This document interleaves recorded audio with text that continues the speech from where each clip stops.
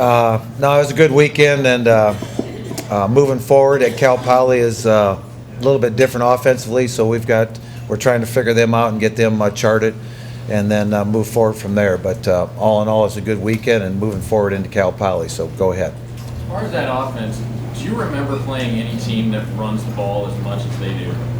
Cal Poly? Yeah. Well, in this style of offense, you do, because that's the way this thing is built. It's Georgia Southern, it's Georgia Tech, that style of offense with a double wing. So this style of offense is predominantly all run. So if you don't control the run, you don't control the clock. And they have a lot of ways to move the football. So they've done very well. I mean, they beat Montana at Montana, and then last weekend they had Arizona State 17-17 with 8 minutes to go in the game. So they're playing very well, and they keep the other team off the floor. So it'll be a defensive deal that we got to get the ball back and get more opportunities for our offense. Going off of that, how do you think your team performed in terms of rush defense and then countering last weekend, and then in order to prepare for this weekend, where would I guess you grade yourselves after last week? Again. Well, our run defense has been really good the past 2 weeks. But we haven't. It's a totally different style of offense that we've been defending. So what we're defending this week, it is, if you do. I don't even have a number to set the goal for it right now. I'm just breaking them down, trying to find out what their playbook looks like, and there's so many angles to this and so many options to it that it's triple option football. So this is one of those games that you play once every 8 years to play this style of offense. So that's why it's so difficult. They've been doing it for 8 years, and we're going to do it for 3 days and try to defend it. So we'll have to zero in and get started on it today. After looking at film from last week, is right after the game Saturday? Yeah, we didn't play great. We played good, and that's what's very positive about this whole thing, is that we played a very good football team.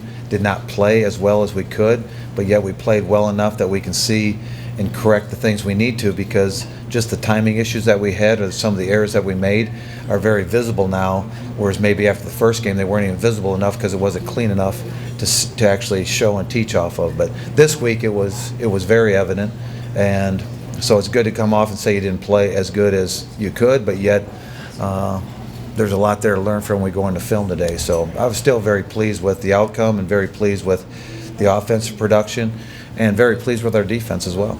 What were some of those areas that you still found like the need work? Oh, we're missing some timing things. We're missing some reads in the throwing game. We're missing some alignment errors. To set up. It's all timing, and since we're not lined up exactly where we need to be, or the footwork's not right, the timing's off a little bit. On defense, it was more our eye control. We lost. Some guys tried to do too much at times, and then thus took themselves out of a play, and then of course created a big play for them. So there's too many explosive plays that we gave up against coverages that should not have given up that big a play. But yet when I look at the whole context of what happened that day, I felt our defense was very good, but you can't give up those explosive plays and hope to win very often. Mark, I know it was a hard-hitting game, and Cunningham. Them defensively, they're better than they were last year defensively, and that's why they're in all these football games right now. They've really, I can see they put an emphasis on getting better on defense. Their offense has been the same for years, and what they do is what they do. But defensively, they stepped up. They say they're in a four-man front, but they've also getting a three-man front now. A lot of teams are doing multiple fronts, so you'll see a little bit more 3-4 style of defense out of them. So, I don't think it's anything we haven't seen in the last couple of weeks, but again, it's new to us because we haven't played Cal Poly in a long time. So with that said, still a game-time decision if Sawyer or Aaron starts? It really is. It's I think they both played. Coach Davis came in my office actually this morning and asked which one do we start this week, and I don't know if we have to say who the starter is to the players. I mean, we're going to get them both ready to play. I think it worked about as well as it could last week. That's not always going to turn out that way, but last week it worked out very well because of Sawyer's approach to the game, and yet Aaron's ability to do what he did. So they were both effective, and if they're both healthy, then I think that they're both on the docket for any time and can take the field for us. So do you see a change for the starter for Saturday?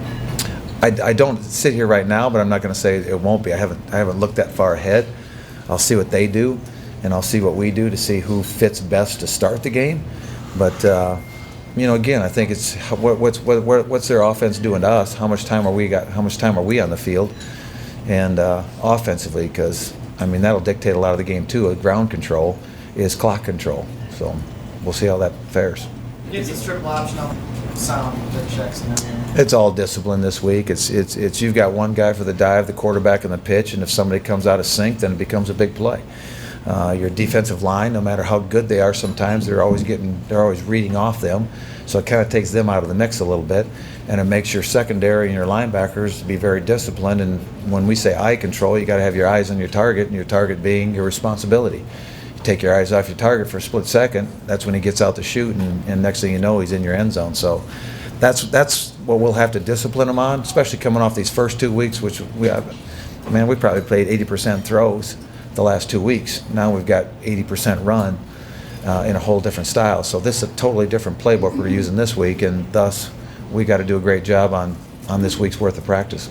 So with that, who on your defense is going to be charged with the biggest role or have the biggest responsibility?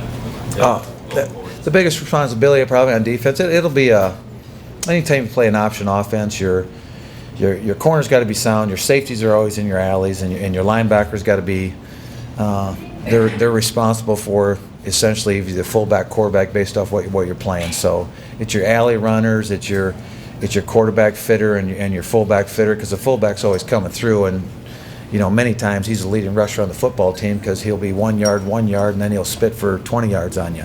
So it's that discipline of who you must tackle him, even if you don't know he has the ball. You still got to make that tackle, and thus it's easier said than done, because by the time you figure things out, you're tackling the wrong guy, or you think you're going to go do something else, and your guy spits past you. So yeah, I personally played this offense when we played Georgia Southern. I know what it feels like. I tackled a fullback a lot of times and never had the ball. And the times I didn't tackle him, he scored. So it's not an easy offense to play. In practicing for that, obviously you typically like to have your scout team run the opposing team's offense. Do you have the ability to do that this week with the guys you have on the scout team? Well, and we'll show it. Our scout team will show it, of course, and we'll do it, and we'll try to find the best people to execute it with the speed that they have.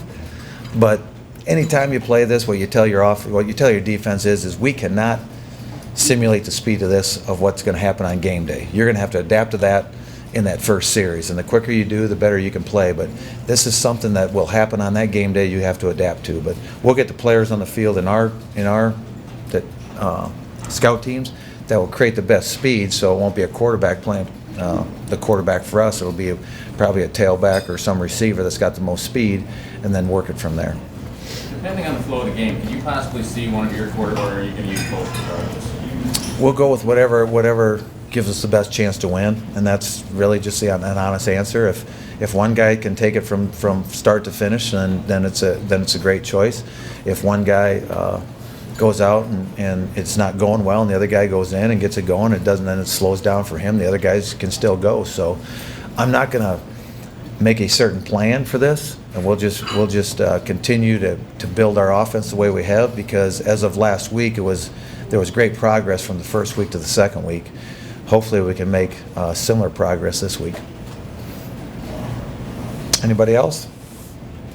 All right, thank you.